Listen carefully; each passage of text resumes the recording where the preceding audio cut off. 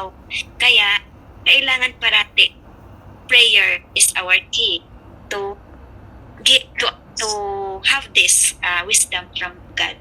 Para kung tayo ay mag-mission, tayo ay mag-evangelize, is yung wisdom ng Panginoon, yung magagamit. Yung, kasi, with your patience ng tao iba, patience ng Panginoon iba yun eh. So, ma-observe mo siya na ma-apply mo when you are there already in the situation. Minsan, question ka na lang after, nagawa ko yun. Paano kaya yun? That is the wisdom from God. Minsan, may mga arguing, may mga situation na parang gusto mo nang talagang mag-blush. Gusto mo na talagang yung para bang sasabog ka na. Magwala. But with the wisdom, yes, but with the wisdom of God na nag-takes in sa'yo, Control. na pinanalangin mo yun, nagkakaroon ka ng self-control, nagkakaroon ka ng patience, and then mahingibabaw din yung Love. compassionate, yes, sa'yo. Yun siya. So, that's the way na understanding. Amen po. Amen. Thank you. Amen. Sis Jenny. No need to give up and follow Jesus. What we will do to gain wisdom from God? How will we use our wisdom from God as followers of Christ? What else you need to give up? Okay. Kakapatid lang naman po siya, no? Pinsan sila. But you will need to give up and follow Jesus. Yun. Yung mga hindi nararapat, yung hindi niya kaya-aya sa paningin niya, yun yung dapat i-give up. Yun. Yung minsan kasi ma-atake yung pagkamaldita ko. Same. Yun yung gusto kong mawala. Ma-atake talaga yun. Yung hindi, siguro, hindi ako napapasukan ng wisdom ni Lord kaya doon umaatake. So yun kasi yung dati ako madali din ako magalit pero ngayon natututo na ako yung pakumbaba. Self-control. Nasisikap ko na talaga nga nakokontrol ko na yung sarili ko na sabi ko kasi dati wala kasi sa akin ng Panginoon. So, hindi ko talaga nakokontrol. So, ngayon, nga iniunti-unti kong iniintindi yung kanyang mga salita na mahirap intindihin.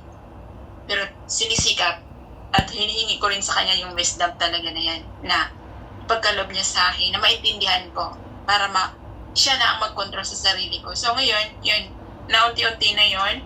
Hindi katulad dati na pag binato mo ako ng bato, dudublihin ko yung bato ibibigay sa'yo. Hindi talaga ako nagpapaut. Yun yung yung talagang sa akin. Hindi ako nagpapautang. May dagdag pa. So, yung binabato sa akin, dinudubli ko pa. Yun yung matagal na panahon yun. Which is mali pala. So, yun. What we'll do to gain wisdom. So, yun nga, sabi ni Sister Kristen, prayer. Kasi, prayer with pakumbabaan. Kasi, kung hindi rin naman nagpe-pray ka, kung para lang naman din sa sa sarili, dapat manalangin na may pakumbabaan at hindi lang para sa sarili, para na rin sa kapwa.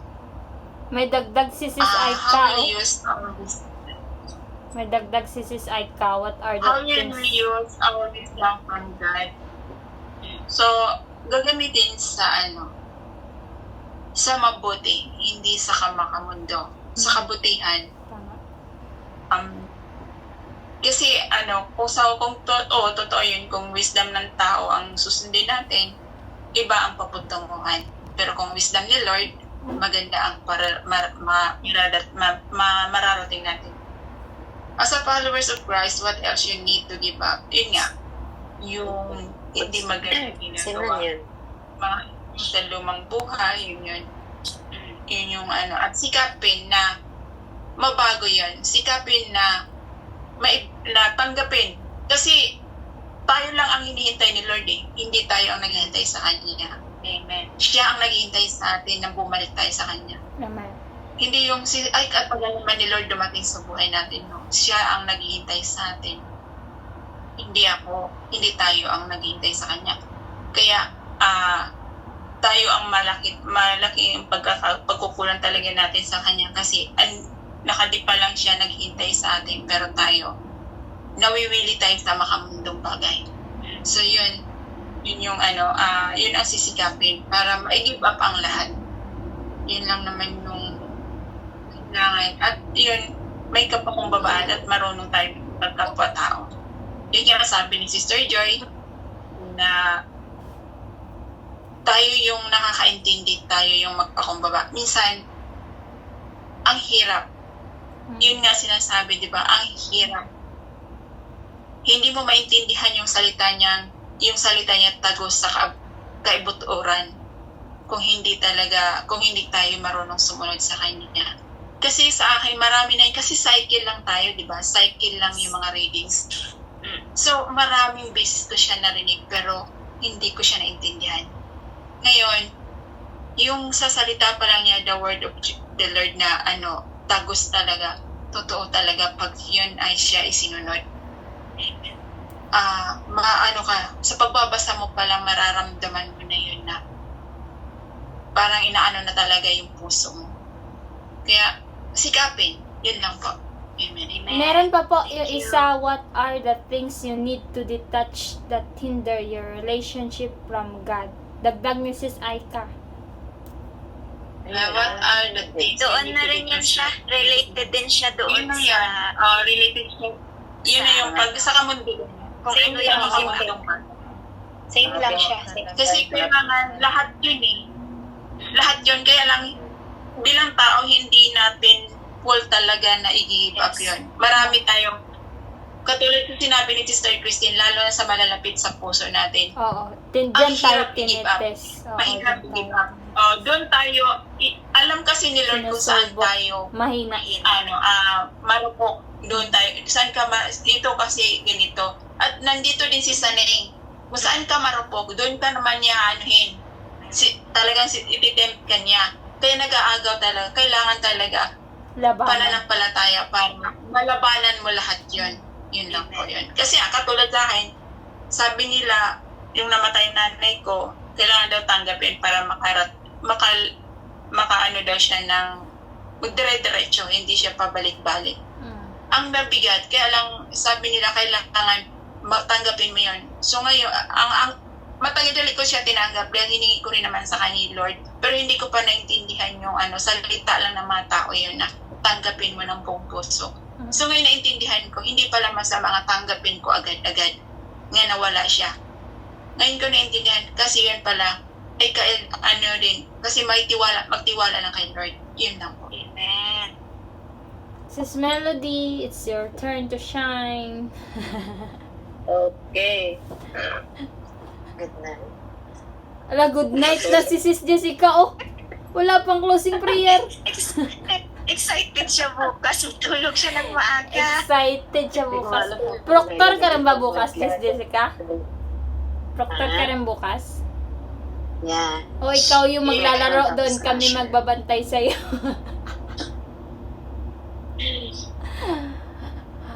Diretso na yung bus ko dito. Kasama ko naman si Tin bukas sa Choi Hong, di Okay, ba? usap kayo ah. Oo. Chat ka kami. Okay, Si sis Melody go. Sis Well, Melody. you need to give up and follow Jesus. Marami pa talaga ako i-give up ito. Yung mga weaknesses, lalo na yung katamaran. Katamaran. Lahat naman tayo may ganyan. Lahat tayo may ganyan. Kahit ako, tinatamad akong magbangon minsan. Tamad ako minsan mag-pray, Magbasa. magdasal. Yung Hindi nga, siya bitter. maagaw yung pansin doon sa Cellphone, YouTube. Facebook. Hindi ako sa Facebook, YouTube ako. Mga humilis naman yung ano ko doon. Hindi ko mamaya na doon no, kasi Panginoon man din yung pinakinggan ko. Mamaya na ako mag-rosary. Naubos na oras. Naubos na yung oras kasi hindi mapakali. O mayroon akong isa, di susunod naman doon. na naubos yung oras, ko ginagamit din ito yung mga, kahit sa Panginoon, kasi parang iwasan ba makapagdasal pagkalaan ng time para sa Kanya.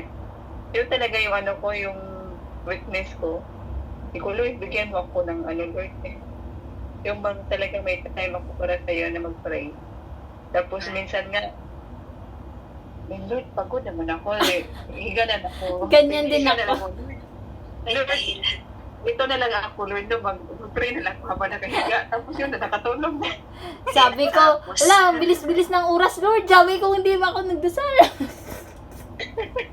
Sis, nag-cellphone muna eh. Kaya yan. Tapos yung isa ko pang tamad doon, tamad ako mag-reach out sa mga kasama ko ba. Tingin ko, oo, tamad Follow up. talaga ako tamad talaga ako mag-chat. Yung ba, mangumusta na kanila. Kaya, huwag kayong magtaka na dito, may bahira na ako mag-chat. Importante din kasi yun eh. Wala Sa kasing sarili. ka-textmate. Bigyan ka ni Lord ng ka-textmate. Parati paring Hindi kasi, ma'am, More ang tawag kasi pagka, Oo. tapos ako yun na, minsan, kasi nakakaano magtrabaho pagka puro text message. Oo. Mas maganda Hindi mo matapos yung trabaho mo. Hindi. Ay, gumaganda Ano? ako. Oo. So yun, Ano pa? tapos, ano pa ba? Yung inano ko yung wisdom kung paano ko siya ginamit is, yung bang magnilay-nilay na ako, kung dapat ko ba itong Gawin. dapat ko ba itong gawin, dapat ko ba itong salita, yun bang nag-ano ako, Lord, give me wisdom, para hindi ako makasakit ng tao. Mm. So yun ang ano ko,